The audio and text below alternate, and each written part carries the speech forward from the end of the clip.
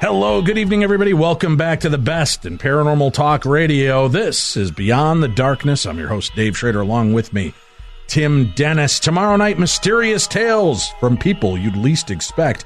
Dr. Karen Stolzno will be our guest. But tonight, Tim, yes, we are a night away from the premiere of the second season of The Ghost Brothers, now on TLC.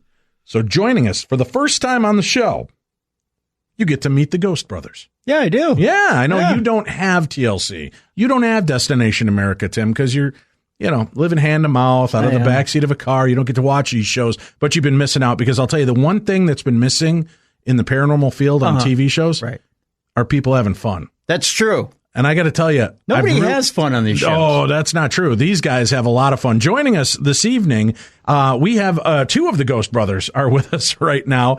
We have Dalen Spratt. He's with us this evening, and he's the leader of the group. Dalen identifies, researches, and organizes the locations that the Ghost Brothers investigate. And joining us, we have the newest member of the group, Atlanta-based Marcus Harvey. He is a barber with a celebrity clientele and began cutting Dalen's hair 6 years ago when he shared his paranormal experience with Dalen of being asleep and having a vivid sensation of an entity putting their hands over his mouth. Dalen quickly invited Marcus to join the club. Is that because you realize how easy he would be to control if you just hold your hand over his mouth? You've got control of the conversation? Ain't no controlling this, bro. Ain't no controlling this, guy. Guys, I got to tell you, it's a fun show to watch, and I really appreciate that. We've been friends with the guys from Ghost Hunters, Ghost Adventures, Paranormal State, Most Haunted, Paranormal Lockdown, and I really enjoy the energy you guys bring to the show. Not saying I don't enjoy what everybody else does, but you guys really seem to be having a good time with one another and a good time with the histories and locations that you investigate. Let's start off with you, Dalen. As the leader of this group, what really inspired you? What got you involved into the paranormal? I mean, it's funny because I had experiences that happened to me when I was a child, and you question those things. You don't have the same understanding as a 7-year-old as you do as a 25-year-old. And I just remember, man, being a roommate with Juwan after college, and I woke up one night and one of the ghost shows was on television. It had to be like 2-3 o'clock in the morning, and I just was looking at the show, and I was like, I don't ever see any representation of myself on any of these shows. And I just got to thinking, I wonder, do black people just don't do this? Do minorities just don't dabble in the spirit world? And then I started thinking about my past, just growing up in a religious household. My mother's a pastor of a church, and I start questioning all those things. And I ran to Juwan's room and asked him, hey, bro, man, what do you think about us, ghost hunting, man? Let's try it for ourselves and see maybe there's a reason why black people aren't doing this. And, here we are, literally it's 6-7 years later with a blessing. You got Marcus involved. Marcus came shortly thereafter. He really loved the concept, man. And he brings the most positive energy ever to the team. His sense of humor and his energy and his knowledge of the equipment is just unparalleled. I don't know where we would be if Marcus didn't join the team. Well, and it's kind of cool, like I said, to watch the energy. And I always wondered, we used to watch Fear and the different iterations of that kind of show. And, to be honest with you, I always enjoyed when they would show the African-American families going in to investigate because, it was so much more fun and animated to watch the teams go in and investigate or the families do that. And I always wondered, like you, why is there not a heavier representation in the paranormal field? We've done live investigations and big broad-scale events at locations across the United States as well. And even in the public attending, there are maybe 1 or 2 African-American members that'll come to these events, and they'll laugh and tell me that they're more rare in the paranormal field than a clear picture of Bigfoot.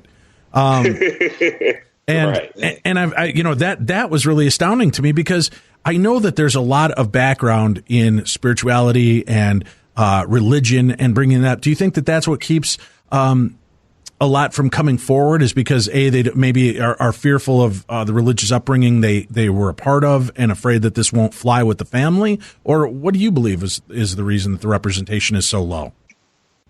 Well, I mean, I think that it's more so not necessarily fear. Well, I guess you could say fear, but I really wouldn't want to go with fear. I just think that black folks have had their minds on other things. They were alive, and they didn't really have time to go like find stuff that's dead. You know what I'm saying? Cats had to really live. Black folks got to live. They ain't got time for playing no games with the dead. You know what I'm saying? Like, we try not to get shot while you're playing over there. You know what I'm saying? So I'm with you.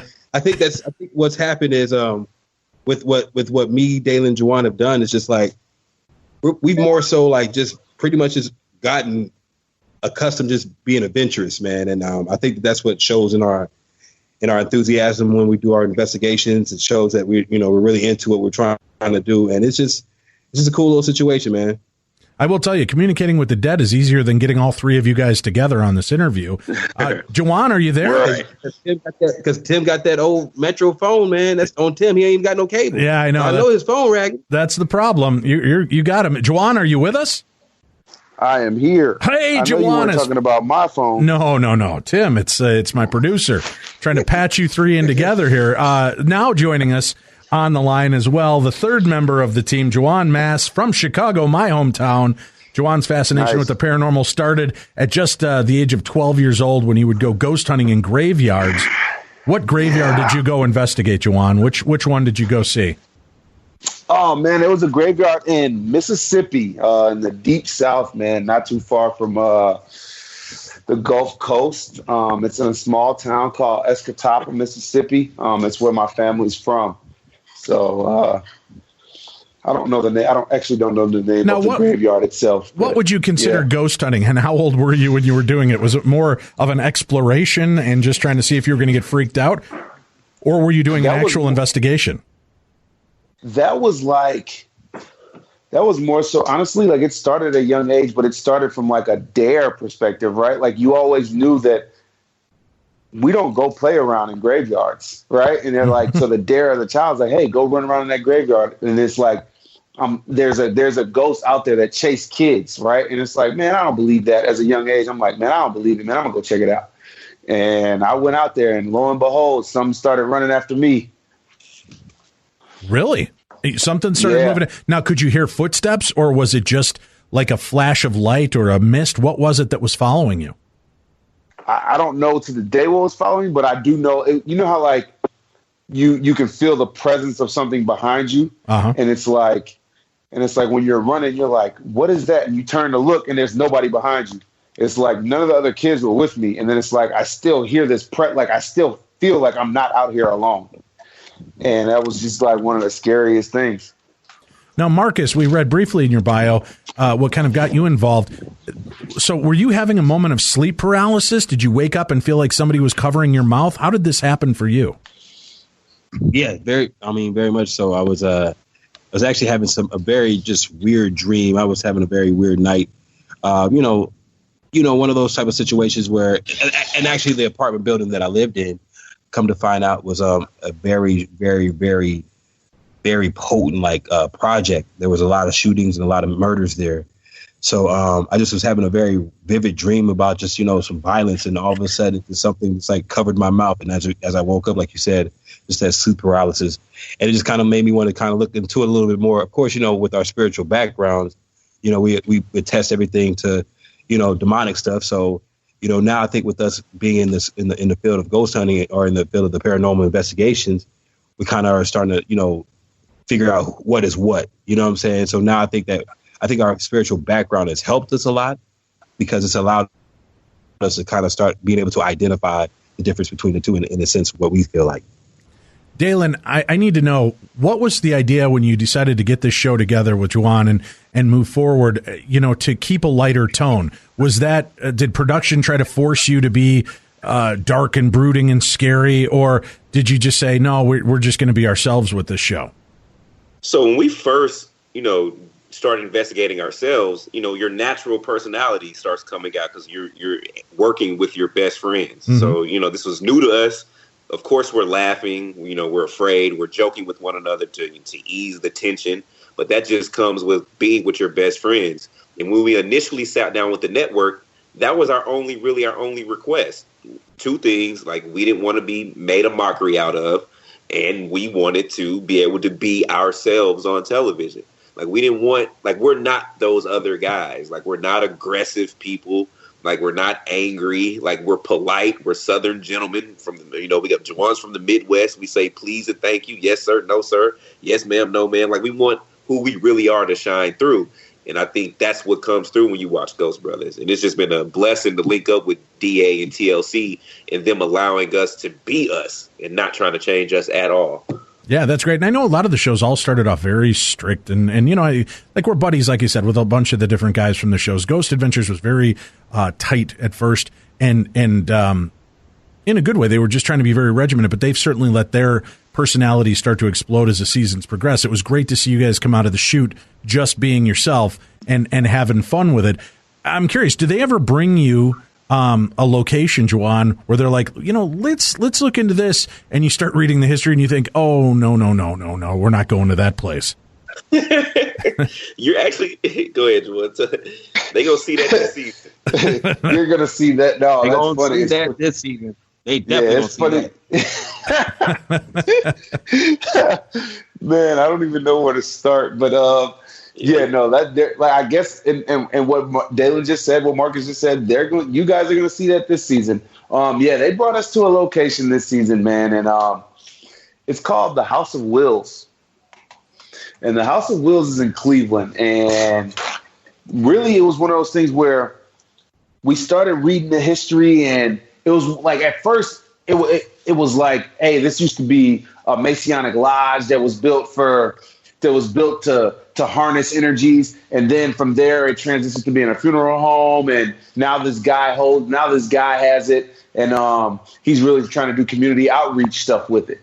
And what ended up happening was we did our no, he ain't doing no community outreach. No, hold on. But what ended up happening was we did the research on the place and found out this guy's not doing community outreach with it. That's the word he used to spin it. But he's practicing like satanic movement out of that place. Whoa. And yeah. And that was our response. And when I tell you, it took everything in us not to be like, you know what, we're not doing this place, guys. We can't do this place. Marcus is like couldn't even hold it. I don't even want to spill the beans, but Marcus couldn't even hold an interview. A firestorm. It was a firestorm. Yeah. When you're looking, it was like there was. Yeah, go ahead. No. I was just saying it was just crazy. That's all I'm saying. When you're looking for locations to investigate, Dalen, as kind of the leader of the group and putting this stuff together, are there places that you will avoid over other places because of the history, or do you find that you're open to any kind of experience? Man, and that's a fine line that we walk and we debate within ourselves every investigation, because we do want to hold true to our religious background, and we know what we're potentially walking into. Like, I was talking to my mother the other day, and it's fun. It's not funny actually, but she's, like I said, she's a pastor of a church, and she was just telling me, she was just like, baby, like, if you guys really genuinely knew what you were getting yourselves into, you wouldn't do it. And it's just a look on her face when she said that, and I immediately got what she meant, because there are some very, very, very dark places, and we try to investigate everything, but not take it too far. Like, we don't want to play with the devil. Like, to us, that's just too far. Like, knowing that you're practicing and worshiping Satan and invoking these negative spirits and conjuring all this stuff, we try to stay away from that, knowing, like, if we know that that's going on, because I don't know, that just, I feel like it goes against our spiritual background. So that's our take on it. I would say that this is Juwan. So to piggyback off what Dalen is saying, like, I would say that we are aware that there's a journalistic aspect to what we're doing, right? Like, you still have to go in remaining objective. So we don't allow our personal beliefs to cloud any of the judgment per se, or allowing us not to have open conversation with whoever we may meet in these locations.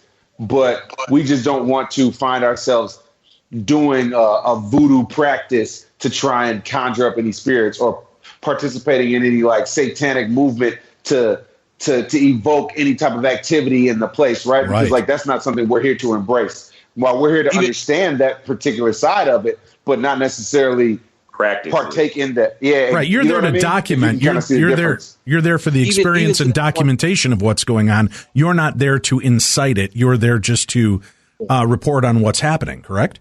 Exactly. Right. Exactly. And I think that's why we have the personalities that we have, because we're trying to really just get reactions from what's happening. You know what I'm saying? We're trying to get to the bottom of it. So that's why we use the charm that we have. We use the thought processes, the stuff that's like the visual provoking that we use now, things of those natures that just try to make our investigation a little bit deeper. And just to piggyback on what Juwan was saying, even in this beginning, this process, years ago, we've kind of come to, find out a lot more things about, the paranormal and the spiritual, such as like voodoo being a religion and not necessarily a satanic type of connection to it. Right. It's just being just a different type of, religion. And so, those are just the amazing things that we actually get to find out when we do our investigations, just, the difference of cultures, the difference of, these practices, and it continues to make us have to always, reevaluate how we think about what we're doing, Tim, you have a quick question. Well, in the same respect, too, and I want to throw this at Dalen first. You guys have an opportunity to go places where other investigators on television don't. And I'm going to throw an example at you. You mentioned a Masonic Hall in this season. And I don't know if you guys are familiar with Prince Hall Freemasonry. Right. Okay. So in that example, and for listeners that aren't familiar with Prince Hall Freemasonry, that's the black chapter of Freemasonry, which some may call a clandestine chapter of Freemasonry. But you have that opportunity to go into a Prince Hall Freemason hall and be able to have some sort of rapport with the spirit on the other side. In that respect, would you cross that boundary, and would you go investigate a Prince Hall Freemason hall? Would you do something and go into an area where, let's say, somewhere where ghost adventures or ghost hunters may go and may not have that rapport with a spirit? Yeah, of course. And then we have no issue, investigating places like that or inquiring about the history. And what got us about the House of Wills was that when the Masonic Lodge was built, it was built to harness energy, which is a dope concept and a dope story. Mm-hmm. So we were anxious to go in and find out more about that and understand. It's in the middle of one of the African American communities in Cleveland, which is really dope. And then for it to transition from that to one of the largest black-owned funeral homes in Cleveland made the experience even more dope. So if you're going by the initial theory that this building was built to harness energy for the Masons, and now it's a funeral home, you have to still abide by the same theory that these emotions and dread and sorrow is being captured in this building from the funerals now. So now after that is over, the current state of that building is it's a practicing satanic temple. So if you're still going with that theory, then all these satanic rituals are stirring up so much type of negative energy or satanic energy, and it's still being harnessed in this building. So now you have us going into this building, and, it's like poking a bear with a stick. It's negative, it's bad, it's the devil in here.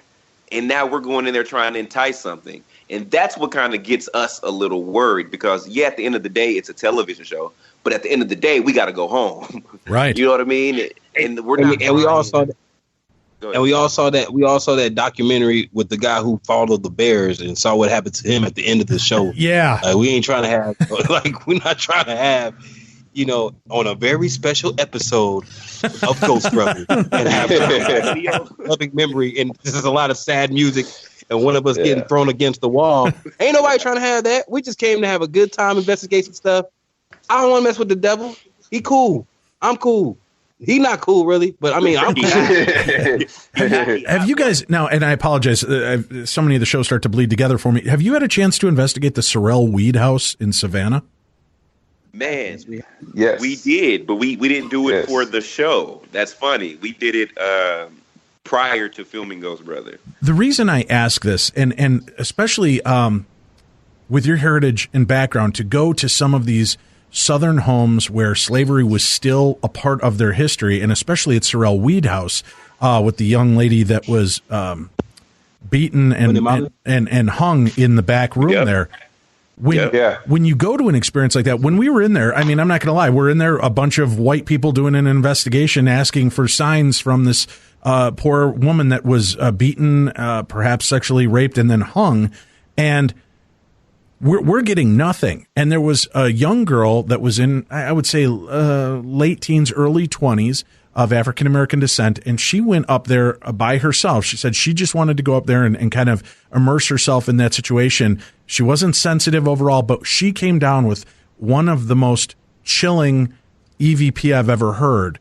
When she came back down, she was starting to play and replay this audio for us, and she just began weeping. And I went over and I said, "What's wrong?" And she played back this piece of audio, and it broke my heart. She said, "They come here to watch me and to talk with me, and they know nothing about me." And it was like this full-on conversation, this whole sentence structure, and my jaw just hit the floor. I was like, holy hell. You know what's crazy? Yeah, I was about to say, Marcus, you spent time in that room, didn't you? I actually, and this is the craziest thing. This was me, Dalen, and Juwan's first investigation. And we did our first isolation moment, and I was actually the first one, which is kind of weird. I was the first one to sit in the isolation by myself with Molly upstairs. Okay. And the crazy thing about it, we set up candles, and it was just a very, very unique, chilling situation. I didn't really know how to do a EVP that well just yet. I didn't know how to do any type of equipment, so it would be very unique for us to go back there just to have a different experience now. We even stayed the night, which we're not going to do this time because we already did that. So I don't even want, if anybody's listening, we ain't staying the night.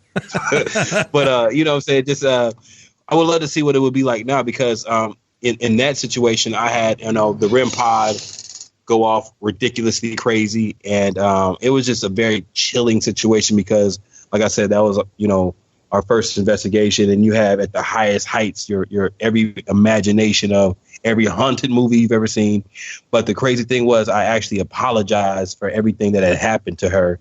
Yeah. And I think that was a very, and that's something that we've always done. We've always tried to bring, emotion back into, these investigations. And, a lot of times just try to help these people cope, you know what I'm saying? Because that's what we all believe in with this, paranormal, that it's just, people lingering. So. We've got a lot more to cover with the guys. All three of the Ghost Brothers are here with us tonight on Beyond the Darkness. All right, let me bring up this.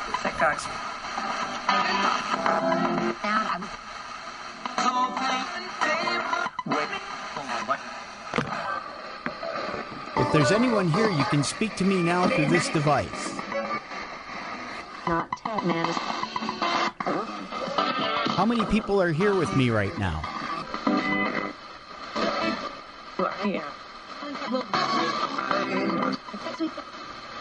Where exactly are you?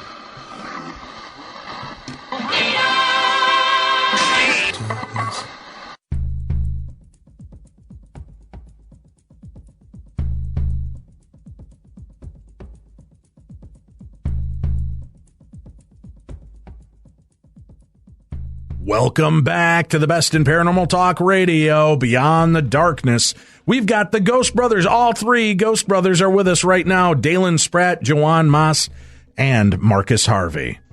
I find it fascinating, too, to put yourselves in the mindset of the eras that you're investigating. And you, as Tim was kind of alluding to, you guys have a unique perspective on history that many of the current paranormal shows and investigators won't have a connection with. When we did the Stanley Hotel in Estes Park, Colorado, it was brought to our attention that in one of the drawing rooms, women were allowed, but they had to stand there silently unless they were spoken to. And there were women that had been seen going around, but we never caught any kind of evidence of a woman speaking, anything, until one of the men who was doing the investigation began giving permission for the women to speak. And then we started getting EVP. They started living by the rules of that era by saying, ladies, when we address you, you will respond to us. You will speak to us, acting like they were part of that time in history. And they got that response. Are you reticent to investigate locations where we know that slaves were treated poorly, that there is these hauntings? Is it hard to face that part of history and go into break into an investigation knowing that, and that's a much different aspect than any of the rest of us out investigating will actually run into. You know what? The fact that you brought that up, it's funny because in the first season we went to the Magnolia Plantation, right, in Louisiana. Yeah, I love that episode, by the way. That was a great one. Thank you. So for us, that was all three of our first times, like on a real life, like plantation. Like you learn about it in school, you hear about it in history, all that good stuff, but you've never really been on it. And to be on that plantation and to start an investigation, all the notes that were given to us and all the research that we did, like the story was about these slaves who practiced voodoo onto the slave masters. Like it was just this whole negative scenario. These slaves are bad, they're evil, they're practicing voodoo, it's a dark place. So we get to this plantation, and that's not what we felt. We didn't feel that when we were in the slave quarters and on the yard where the slaves were. Like we got more so. It felt right. Like it felt welcome. Like there wasn't any animosity that we were there. And I think it's because of the way that we took the story. Like we really listened to the story and we start to think and understand the way the slaves' mentality was back then. Like in 2017, we're criticizing these people for using voodoo to, cast spells on their slave owners. But when you really think about it, these people were uprooted from their home and brought to America and forced into labor, beaten, killed. And the only thing that they had was their religion to hold on to. And their religion at that time was voodoo. And voodoo was something that closely, paralleled Christianity. So if you bring it back to 2017, if someone was to uproot you from your home and put you in a messed up situation, all you would have is your faith. And you will be praying day in and day out. So on one end, it does look crazy, but on the other end, you can kind of understand it. And I think by us seeking that understanding, it was a whole different feel and vibe on the plantation for us. And it was kind of cool, man. I don't know about y'all. How'd y'all feel, Marcus? Like, Juwan, did you guys like? And we came on that plantation, like, boom, we came back for y'all, man. We came back representing, like, we got. Just being honest, man, we got white folks filming us. I'm just being honest. It was just like, it was a combination of like, we bringing back our, we were your prayers. Like we were your freedom that you had. So like when we came on that plantation, we came with the respect of like, yo, this is like your proud son coming back, showing that, what they've done and how their prayers have come, to be answered. So like you said, I mean, I think it does give us an advantage because, typically we've gotten contact from, some my other minorities while we've been on, in these things with one Miguel. Episode at the Miguel or Michael or what I'm saying. So we got a lot of, I think that it's because we come from a respectful place, what I'm saying? Like we never disrespect any of the spirits, the slave runners ain't gonna come at us, because now we know we can fight back, homie. What's up? But that's a fascinating aspect of this story. I'm curious. Most of the hauntings that we hear about now, you don't really hear about groovy disco dancing ghosts, right? You don't hear about hammer pants wearing spirits from the 80s. What we seem to be dealing with is late 1800s, early 1900s, where certainly African Americans were looked at in a much different light.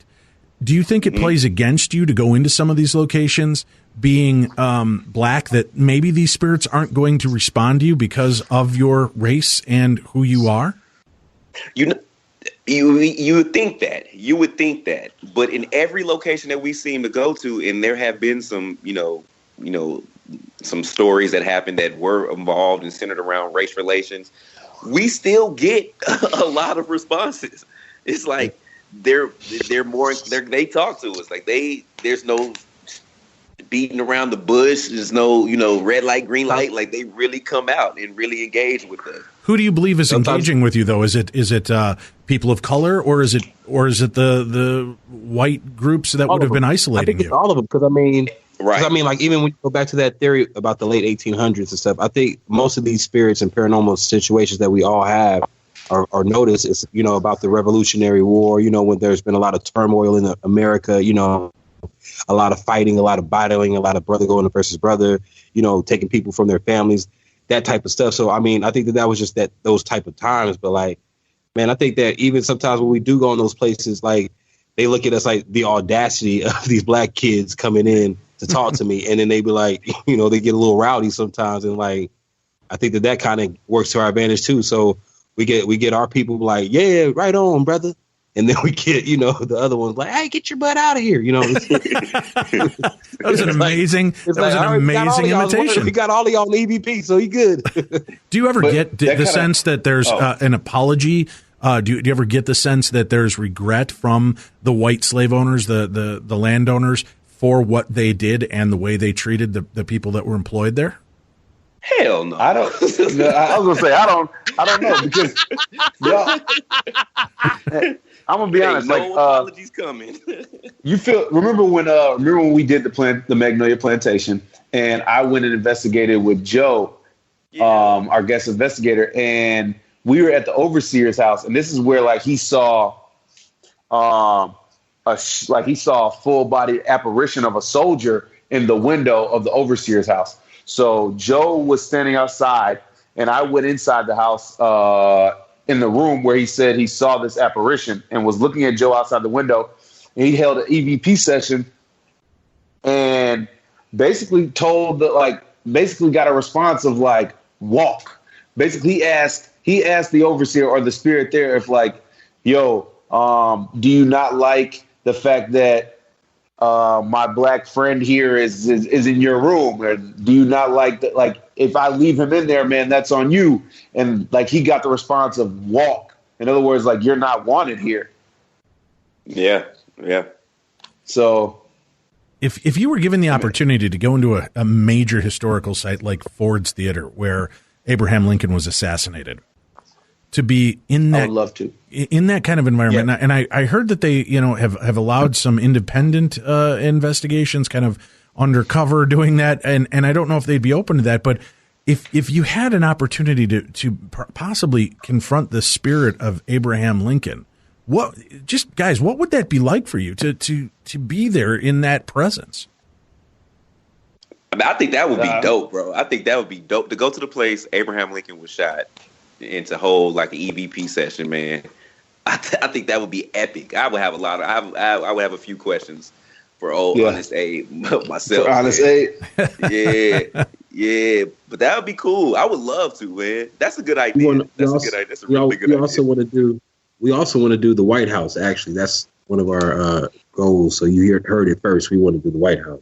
Yeah, I think everybody wants to do the White House. That's the problem. It would be fascinating, though, because it does have such rich history and so many different style ghosts, from Civil War ghosts that are seen in the property to Abraham Lincoln and other presidential ghosts throughout the building. Let's talk about from season one. What were we'll go down the line. Dalen, what was one of your favorite locations from season one? My favorite location from season one is definitely the Allen House. So what was that, like Monticello? What was that, Arkansas? Yep. I think that was it. Yep. Monticello, Arkansas. What about that house specifically stands out for you? Man, just the fact that a family actually really to this day lives in there. Like, that's what's always creepy to me. Like, we go to all these different abandoned buildings and locations where people aren't, but to have an active house where people are actively living, where you have babies, toddlers, teenagers, and a husband and wife living in this house, they're seeing doppelgangers. They're having all type of paranormal experiences happening to them every single day. Like, that's what's scary. Real life type stuff is what's scary to me. Juwan, what was one of your favorite episodes from season one? One of my favorites would have to be the Fitzpatrick Hotel in Washington, Georgia. And it's one of the same reasons that's still a functioning hotel to this day. So they actually closed it down for us for the day, and we actually spent the night. And that was interesting as well, because, you know, you get to apply certain tricks. Like, if you pull the covers over your head, like, that's a force field. Like, ghosts can't get you. and that's in the Bible? It is. Yeah, I'm pretty sure. Yeah, that is. That's like the 11th commandment. Thou shalt not penetrate sheets or blankets. It is. They cannot penetrate. Like, now, if you have like a little limb or your toe exposed, it's a wrap. Like, they're getting in. Mm-hmm. They're getting in. But as long as you got it over your head and it's sealed, man, you are good to go. And looking at those type of investigations, when you're looking at not just an exposed building or an empty shell, but in a location where there's still business, there's still people there. Are you fascinated by the fact that they continue to just want to be surrounded by this kind of sense of death? Yeah. Yes. It keeps them alive. I think that's what keeps them alive. I mean, even in that Fitzpatrick Hotel, like Juwan brought up, I actually was touched. That was my first experience of actually being touched by an entity. Like, it was the most creepy thing in my.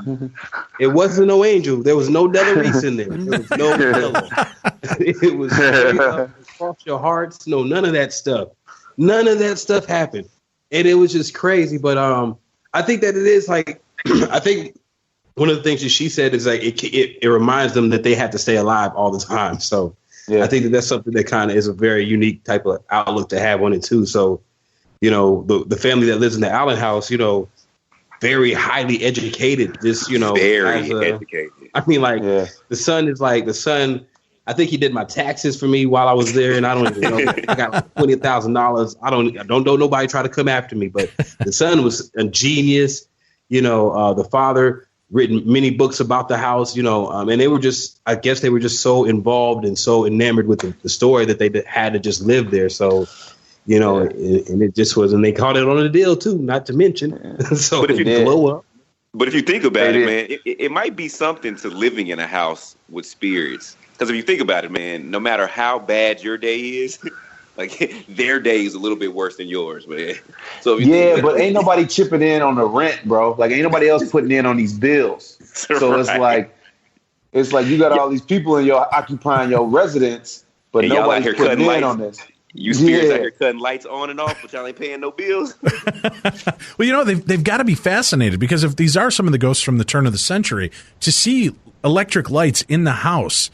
I wonder if that's part of the reason they play with these light switches, is because it's, wow, what the hell is this, right? And do they mess with our electronics because of that same aspect? I'm going to be honest. When I first figured out what a glow stick was, like when you crack your first glow stick, you're wondering like how that works. So I'm pretty sure they're in there just flipping light switches on and off, because it's like, I've never seen these before. Yeah, them spirits just ain't been in the house with a black mama did. That's all that. Right. Marcus, what was your favorite experience so far? I think this location that I've loved the most has to be the Magnolian Plantation. I mean, that was one of the first ones that we kind of really got our investigation on. Like we got to really feel the essence of something. We got to get the history of of the whole story, and we got a lot of activity. And actually, to be honest, we even got more activity that was even shown on the show. And that's the amazing thing about it, is like sometimes we'll be watching the show and we're like, dang, they didn't even put that last part that happened. Like, we've had some crazy things happen, and I think that is, like I said, it's just amazing to just be a part of this type of movement. When you're going into a historic location like that, and the history in the background. Before you leave, do you have any special rituals or prayers that you do for the people or the spirits that may still be there? Marcus usually breaks out in a freestyle, but we'll save that. No, but we do. We pray before and after that we go into these locations, man. So we pray not only for our protection, but just for the spirits that may or may not be trapped in these locations, that they find peace and they can move on to wherever they moving on to, man. So we try to do our best, man.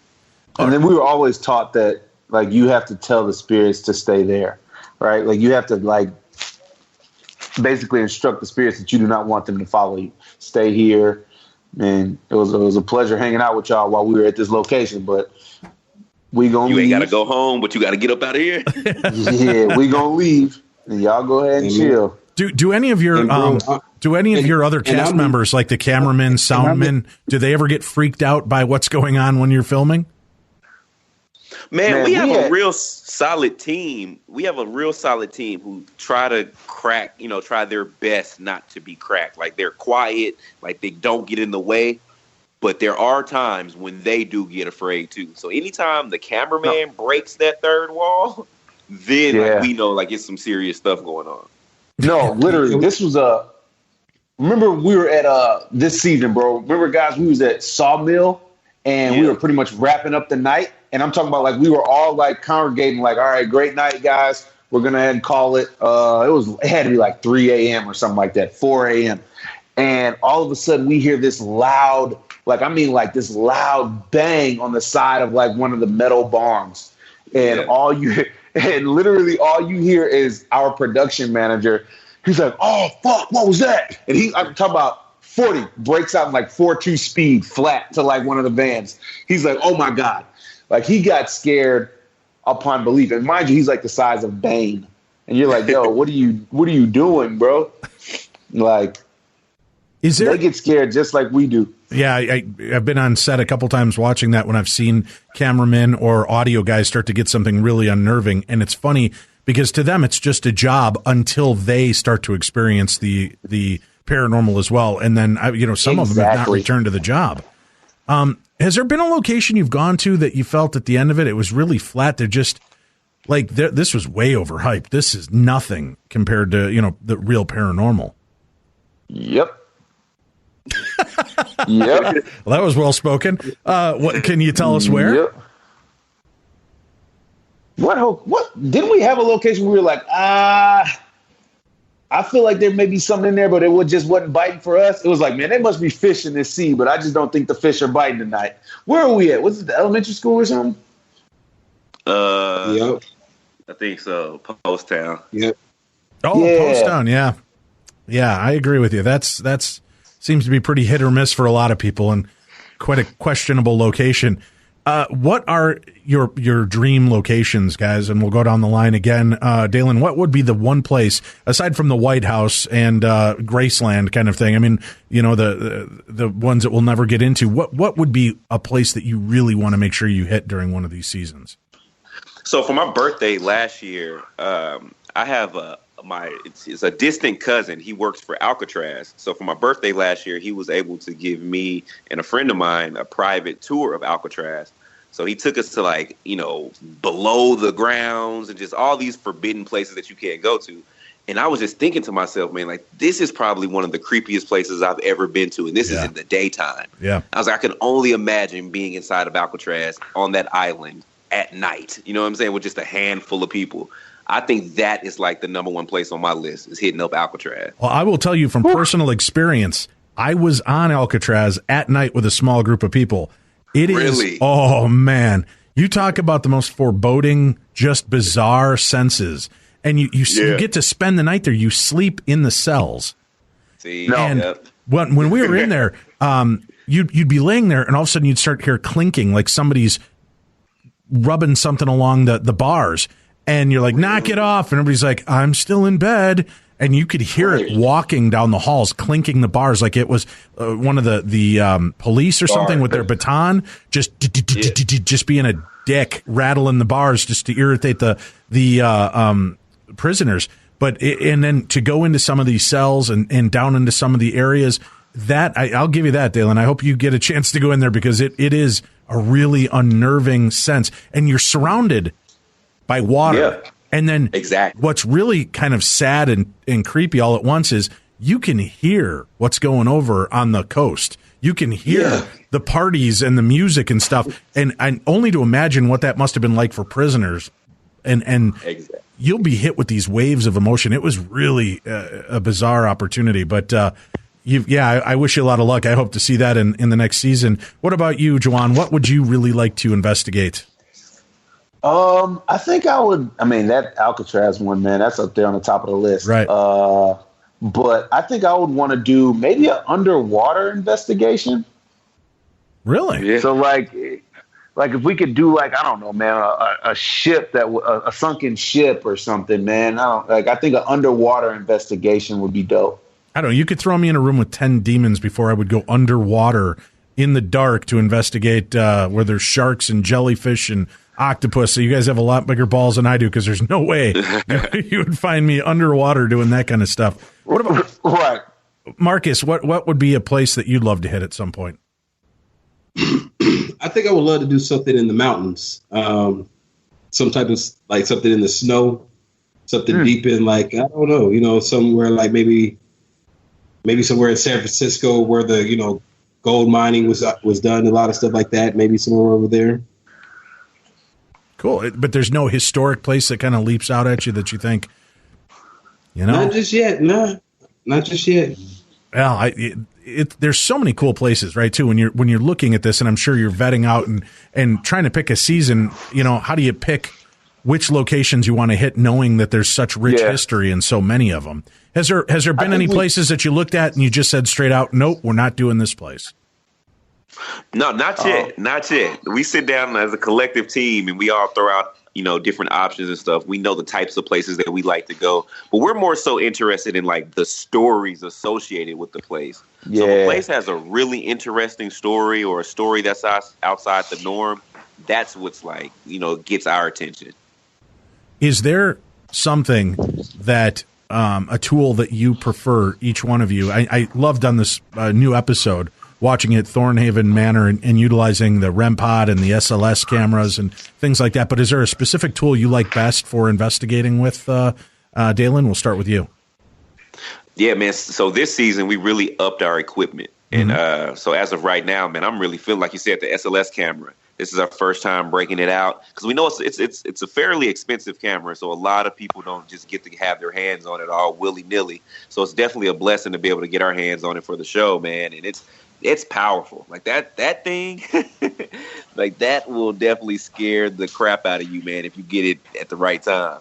I will. I'll send you guys through an email a video I caught at the Palmer House Hotel on the SLS camera that easily goes down as one of the creepiest videos I've ever seen.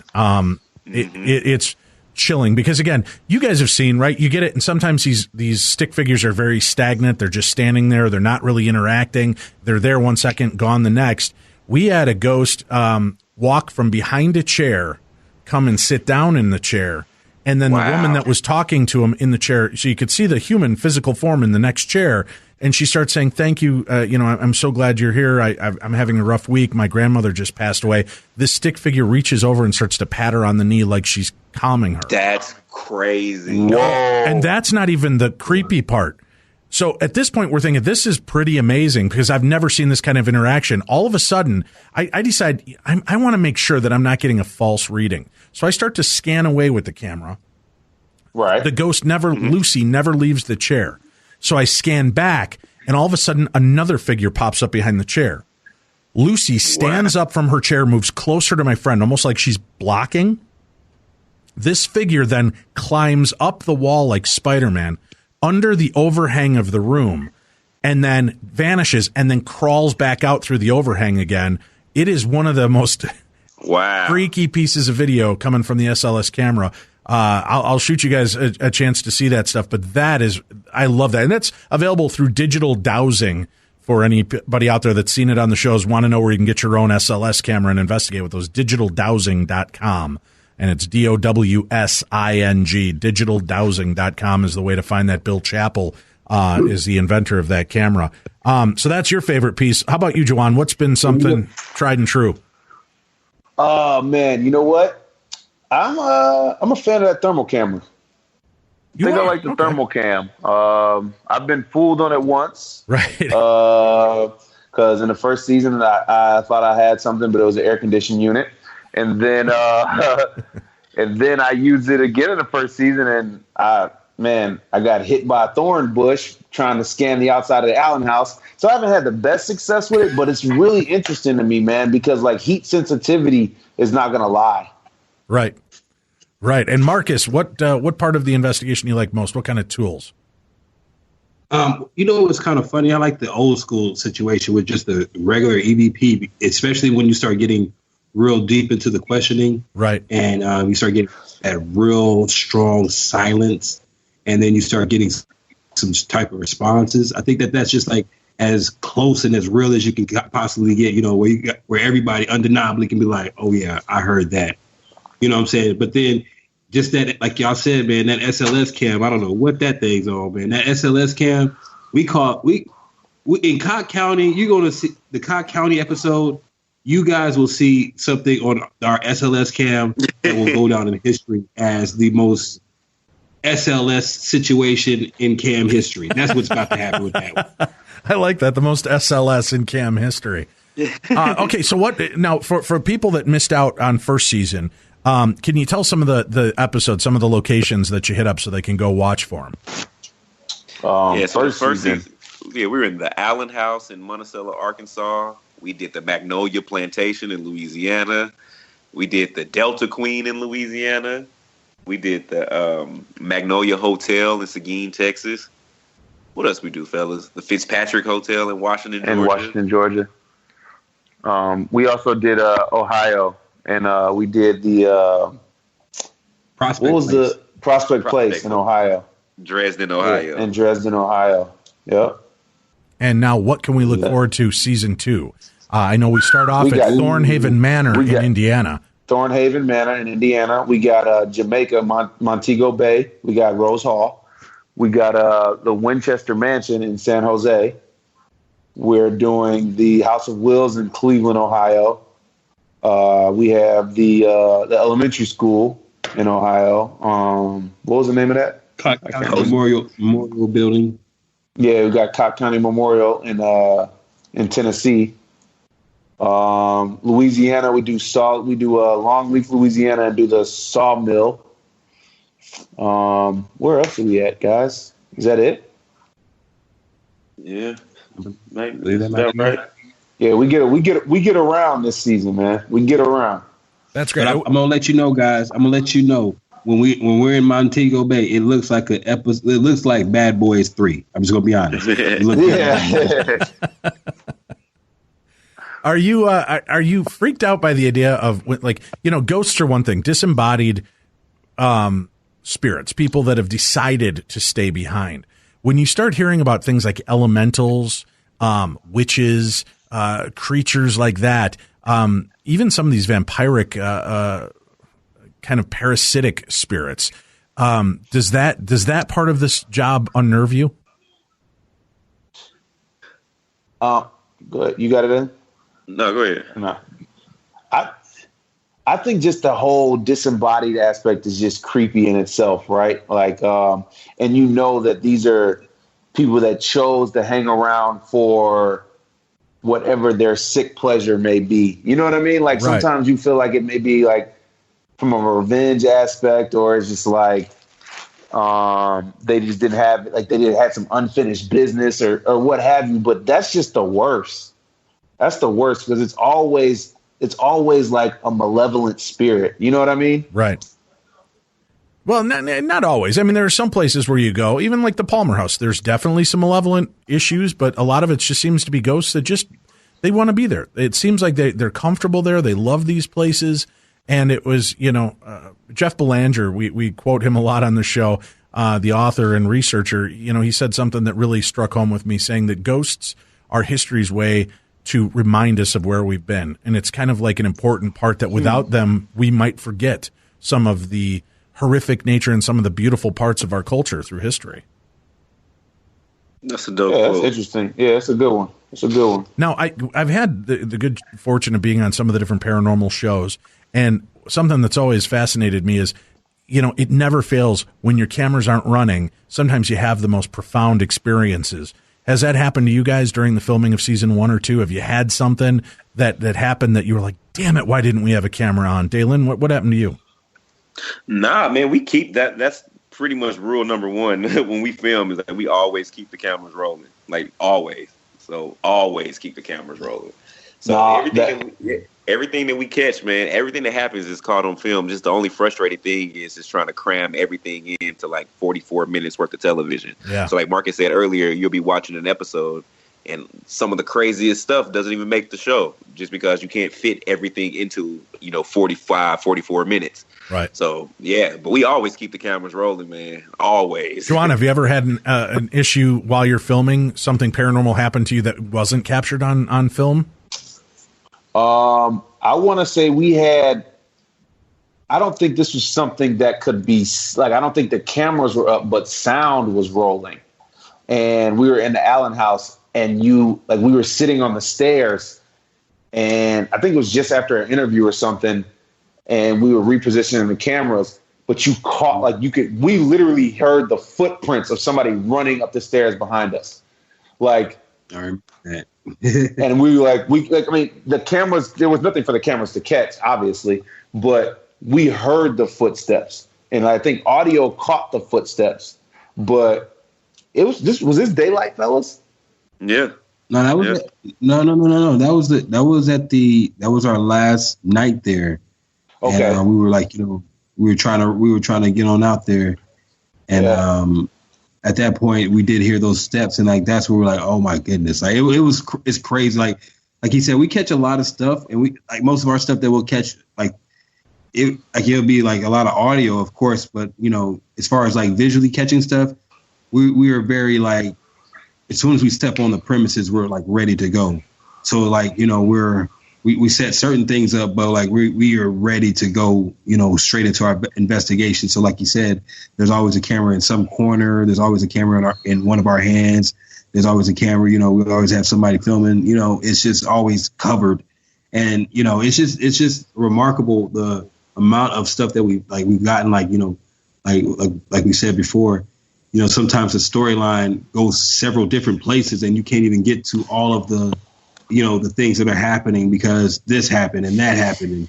And, and it's just kind of tough to get all of that into one. So, I mean, we're fortunate, we probably will have it. I mean, we're not immune to that, but, fortunately we've kept, we've tried to keep everything rolling as soon as we step on the premises. So, we don't miss anything. Right. Marcus, have you ever had the sense that even after you left a location that you didn't leave alone? Oh, now here's the funny thing about that. The first season, my first time we went out, my wife was like, don't you bring no dang side ghosts, because that's when we went to the Sorella's weed house. Oh, and right. It was a thought that she was the mistress, and my wife was not playing no side ghosts. So like for me, I don't bring nothing home. I let these ghosts know we just talking, we're not trying to get into anything too serious. I got something good at home. I'm just like, hey, I mind my business, you mind your business, you stay where you at. And like we said, we do actually, before we leave the premises every night, we do pray, cover ourselves, and make sure that we don't bring anything with us. So, I can't have no side ghosts. My wife don't play them games. She's like, who is this ghost? Oh, boo. Who's calling you boo? Who is calling you boo? Why is she so loud? I don't want all that. Any of you guys feel like you've ever been followed home? No, not yet, not yet, man. And I really, honestly don't want that to ever happen, man. Like, sometimes, man, you want to leave work at work, man. Like, you don't want to bring work home, man. That's the worst thing ever. Unfortunately, then it starts affecting the people around you. Right, but sometimes when you turn that light on, you start becoming a flame, right? And the moths come to you whether you want them to or not. That's whether I'm you just want curious. it or not. Yeah, and you guys are fresh at this. I mean, you're kind of cutting your teeth doing this. So I often wonder if you have that. I understand you try to set the rules and parameters, and they seem to be working well for you. No, what I would say is, what I would add to that is, like, I'm not saying that I don't feel like anything's followed us, but I do believe sometimes we've gone places when we've not been working, like just in regular life, and you have felt things. You have felt something move a little bit weird. You have felt like a presence there. You know what I'm saying? Yeah. Like we said, that's why, once you get in this type of like field, like you say, it doesn't like shut off. You're still very closely in tune with, now you're even more in tune with your spirituality at this point, just to make sure that we try to keep as clear as possible. So, there's been times where, like, we've walked in places and people have asked us, did y'all feel that? Did you feel that? And we actually have, you know what I'm saying? So I wouldn't say that anything's followed us, but we've gone into places that there was something that people didn't know that was there. Well, guys, I'm curious with this, and I know time's running out on us here, and I appreciate the time you've given us. But when the show first debuted, it was very confusing to me because it seemed like they were billing it kind of like a comedic poke at ghost hunting shows, and that was in the marketing, it seemed. And even with the new one, it says ghosts get the last laugh when the Ghost Brothers return for an all new season on TLC. And you guys do take this serious, but you have fun. Do you ever worry that maybe the wrong perceptions are being laid out, that this is more of a jokey, satirical view of the paranormal? I think when we first started last year, we were curious to how we would be accepted because we know it was something new. We knew our approach was different, but we don't ever think or look at ourselves as like, poking fun at. It's more so it's like we take what we're doing serious, but we don't take ourselves serious. And I think that's where the humor comes into play. And, the network, they do kind of spin it as a more of a, with a comedic undertone, right, which I think is cool because I think that entices people who aren't familiar with the paranormal. Like, the normal paranormal audience is, it's pretty straightforward. People know what they like. They know what they get into. They can call BS very, very quickly, which is dope. So for us to be accepted by that community first is amazing. Now it's getting people, shedding light on the community to people who may or may not have ever had an interest or knowledge of the paranormal. And sometimes the humor kind of, eases people into it a little bit. So, I think it's a gift. I think it's a gift. I don't look at it as a negative in any shape, form, or fashion. Because once you watch the show, you then realize, oh, those guys are serious. They just don't take themselves serious. Well, this is your chance for a lot of people. This may be your indoctrination. This is the introduction to the Ghost Brothers. What do you want to leave people with tonight that maybe haven't checked out the show yet, and you want to get them on board? What do you want to tell them? Man, we just want people to know, man. Like, look, if you're looking for a great time, a great television show that you can watch with the kids, your family, Ghost Brothers is definitely that show. We mix humor and horror. Those are the two best emotions that you can have, man. We're airing TLC Friday night, 9 p.m. Eastern, man. And like I said, it's the perfect mix of comedy and horror. And it's great you guys have been moved to TLC. My problem last year was I didn't have Destination America as part of my package. TLC, yeah. We do. Are you guys excited to get moved up to a little bit of the bigger brand station? Oh, man, we super excited about that. That's the thing that you really wanted to see. Like, like we really want to introduce this genre to, people that were kind of closed off on. I'm not saying that we're the only people that are contributing to it, but, we just look at it from the perspective of like, man, we just want to have fun. It's like if you got an opportunity to do something adventurous and something outside the box with your best friends, like this is how you would respond. So like, I think everybody who watches it can see themselves in one of us. I'm the Juwan of the group, or I'm the Marcus of the group, or I'm the Dalen of the group. You know what I'm saying? And I think that that's something that also allows people to kind of like really relate to us. So, I think it's just cool. We serious, we funny, we take ourselves serious, and then we don't take ourselves serious. It's just a great, just like humans.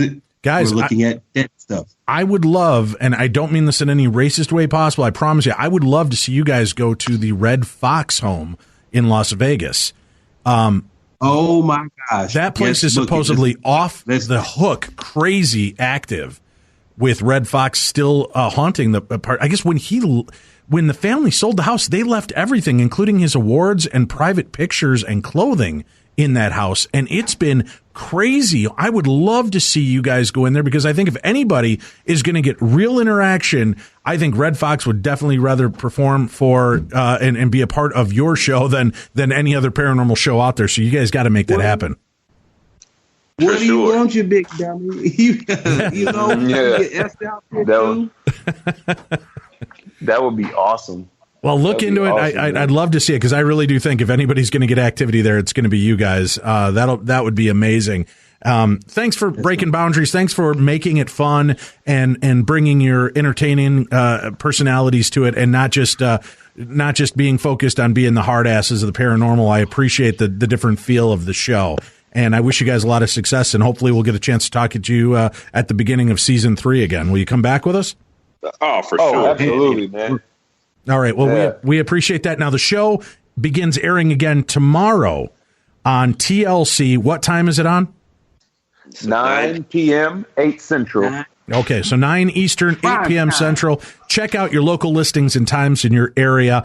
Prime time, you can't miss it. The Ghost Brothers premieres Friday, March 10th, 9 p.m. Eastern, 8 p.m. Central on TLC. Go set your recorders, your DVRs. Make sure you stick with it. Hey, we're back tomorrow, Friday. Mysterious tales from people you'd least expect. And Dr. Karen Stalsno, Tim, is going to be with us. Mm-hmm. We're going to discuss a lot of really interesting stories that she's been able to collect from people, including some of the biggest skeptics like Joe Nickel, Tim, and a couple other of the guests like that she was able to pull these stories together with. That's tomorrow night. We're going to be back Monday with more Parashare and Supernatural news. We promise we'll be giving you guys that for this week. And I also want to mention, do us a favor, make sure to get your fix of the strange and unusual. You want to keep listening to George Norrie and Coast to Coast AM. That's a show I'm a part of, and I will be back hosting on March 25th. I'd love for you to check that out. But in the meantime, tonight, George Norrie is back on. G. Edward Griffin, his guest, writer and documentary film producer. G. Edward Griffin will discuss a variety of his favorite topics, including the role of the Federal Reserve System in the stock market and real estate market bubbles, the illusion that the U.S. is a capitalist country, and the controversial idea of man-made global warming, followed by another guest that'll be announced later this evening on the show. So make sure you check that out. That's it for us. Very special guests this evening. We want to thank all three of the Ghost Brothers. We didn't think we were going to get them all three together. We made it happen, and we want to thank you guys for being a part of the show. So again, we want to thank Dalen Spratt, Juwan Mass, and of course, we want to talk to the new guy, Marcus Harvey, for being a part of the show with us. And for Tim Dennis, I'm Dave Schrader. You've been listening to the best in paranormal talk radio. This is Beyond the Darkness.